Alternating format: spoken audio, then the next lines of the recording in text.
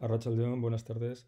Soy Antonio Casado de Arrocha, uno de los tres profesores que estamos dando la asignatura de Ética 2 en el grado de Filosofía, Universidad del País Vasco. Bien, como sabéis, estamos pasando parte de la docencia a formato online. Esta mañana hemos hecho una videoconferencia y en ella os prometí que os proporcionaría pues unas guías, unas pautas para navegar por la fundamentación de la metafísica de las costumbres, que es el libro que estamos leyendo durante estas semanas. Es, como he dicho, un libro difícil, es un gran clásico de la filosofía moral y tiene muchas capas, como un flish, tiene muchos niveles. Nosotros no tenemos mucho tiempo, estamos en una aproximación. Vamos a hacer un pequeño viaje, un pequeño itinerario a lo largo del capítulo 1 y del capítulo 2, casi hasta el final. Y haremos en una segunda parte lo que nos queda del capítulo 2 y del capítulo 3. Como he dicho esta mañana, no os agobiéis si al leer a Kant no le entendéis. Es un pensador profundo y su argumentación tiene muchos vericuetos. Y además está constantemente rodeando el mismo problema y entrando, atacándolo desde diferentes ángulos. De manera que solo hasta llegar al final del capítulo 3, como en una buena novela, vamos a, si todo va bien, adquirir cierta claridad acerca de lo que está intentando hacer.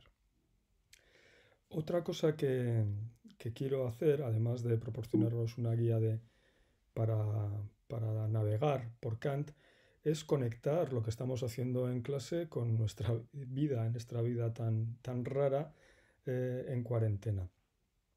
Por supuesto, la ética tiene que ver con lo que está sucediendo en nuestro mundo y hoy mismo, pues leyendo el blog de Otto Scharmer, pues me he encontrado con este dibujo tan evocador de Rachel Henge que de alguna manera representa gráficamente pues, cosas que están ocurriendo, ¿no? Por un lado, la respuesta de los gobiernos y la cuarentena, la limitación del contacto social es una de ellas, pero también la conciencia ciudadana y otras posibilidades necesarias también para manejar esta emergencia global. En la cual seguimos teniendo capacidad de decidir cosas. Todos estamos frente a determinadas elecciones y por supuesto siempre que hay elecciones hay ética, siempre que hay decisiones hay ética. Voy a intentar contaros que esto tiene que ver con Kant, o sea que hay una manera de leer a Kant que puede resultar iluminadora respecto a nuestra condición humana, pero también a nuestras decisiones con respecto a esta emergencia global. Es decir, el virus nos está obligando a plantearnos nuestro propio comportamiento y cómo impacta nuestro comportamiento en todo el ecosistema. Y lo que muchos están diciendo es que necesitamos ser más conscientes acerca de lo que estamos haciendo, porque solo de esa manera vamos a poder actuar de una manera que ayude a aliviar esta crisis global. Toda crisis, esto lo dice Otto Scharmer, eh, siempre nos presenta dos lados. Por un lado, nos obliga a plantearnos cosas que ya no necesitamos, cosas que ya son superfluas y de hecho hay mucho de esto en estos días en los que no podemos hacer un montón de cosas que antes podíamos hacer, pero también nos obliga a plantearnos, una vez que quitamos todo eso que no es esencial, qué es lo que nos queda. Bien, pues eso es lo que vamos a tratar de abordar con la ayuda de Immanuel Kant, que por supuesto se enfrentó a estas cuestiones con sus propias herramientas filosóficas. Y como sabéis, Kant entendió todo lo que tiene que ver con la ética en términos deontológicos, es decir, mediante un lenguaje que nos habla de cómo nos relacionamos con la ley y el deber. ¿De acuerdo? Sé que esto es difícil porque no estamos acostumbrados. El lenguaje de la ley y del deber, digamos, forma parte de nuestro lenguaje moral, pero tal vez no sea el lenguaje más de moda. Creo que esto es una de las dificultades que tenemos como estudiantes de Kant. Para entenderlo hay que partir del hecho de que Kant era alguien con una formación científica. Para él la ciencia era extremadamente importante y para él la ciencia, en particular la física, es cuestión de leyes. Y trató de hacer lo mismo con la ética.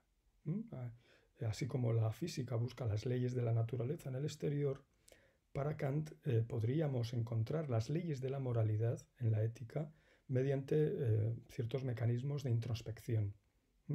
Y eso es lo que hace en la fundamentación de la metafísica de las costumbres. Intentar descubrir esas leyes para entender mejor qué significa ser moral y por qué deberíamos serlo. Y esa es la primera pregunta. ¿Qué significa ser moral? En la edición de la fundamentación que estamos manejando, su editor Luis Martínez de Velasco lo resume de una manera estupenda. Para Kant, la moral consiste en superar el narcisismo del hombre preso en el utilitarismo ético. Pone hombre y creo que habría que entenderlo como tal. Para Kant, ser éticos, ser morales, significa ampliar la consideración moral de cada uno a una esfera mayor, a un círculo concéntrico mayor, en el cual se incorporan a otros, pero incluso también sería posible encontrar a otros seres vivos, ¿no? Aunque esto ya nos llevaría más lejos. Y en cuanto a la segunda pregunta, ¿por qué debemos ser éticos? Bueno, aquí ya comienzan las sorpresas. Y es que si leemos con atención a Kant, y a partir de aquí voy a empezar a comentar una serie de citas, la razón es porque debemos ser éticos para mejorar el mundo. Y esto lo dice él explícitamente. Y para mejorar es necesario innovar. Para eso, nos dice Kant, no solo necesitamos fijarnos en las costumbres, en la manera como ya actuamos los diferentes grupos humanos, y Kant era consciente de que hay una gran diversidad en eso, pero él dice que eso es tarea, estudiar esa diversidad es tarea de la antropología. Si queremos profundizar y ver debajo de esa diversidad qué es lo que hay, nos dice que tenemos que hacer metafísica. Y si no hacemos metafísica, no vamos a avanzar mucho. Nos resultaría imposible incluso dentro del uso común práctico, sobre todo en lo que se refiere a la educación, lo que él llama aleccionamiento moral, asentar las costumbres en sus auténticos principios. Y solo haciéndolo vamos a poder promover verdaderas intenciones que mejoren el mundo. Este enfoque, como veis, es un enfoque universalista, no es un enfoque que se limite a describir una moral particular en un determinado contexto. Es un enfoque global. De hecho, es tan global que podría servir incluso para una inteligencia artificial, si alguna vez construimos una, o para el caso de que tomásemos contacto con una forma de inteligencia no terrestre. Lo dice explícitamente Kant. Las leyes morales deben valer para cualquier ser racional y por lo tanto deben derivarse de conceptos universales. Por eso, la metafísica de las costumbres es independiente de la antropología, aunque para aplicarla, eso que hemos dicho de la educación, necesita conocer la antropología. Kant no desprecia la antropología, pero dice que para hacerlo bien, para aplicar bien la ética, debemos fundamentarla bien. Y debemos ser innovadores. De nuevo, otro fragmento sorprendente de Kant. Dice, si encontramos las fuentes de la moralidad, puede que eso nos lleve a acciones que hasta ahora nunca se habían intentado. Cosas que hasta entonces el mundo no había visto. Pero así ha de ser. Si todo lo basamos en la experiencia, va a haber acciones cuya viabilidad podría ser puesta en duda. Pero sin eso no hay innovación. Podemos encontrarnos, y de hecho eso ocurre, que la razón nos lleve a algo, a un descubrimiento, tanto en física o en química o en biología como en moral, que sea completamente nuevo. La teoría que está tratando de desarrollar Kant debería ser capaz de explicar eso, de ser capaz de explicar cómo innovamos en ética también.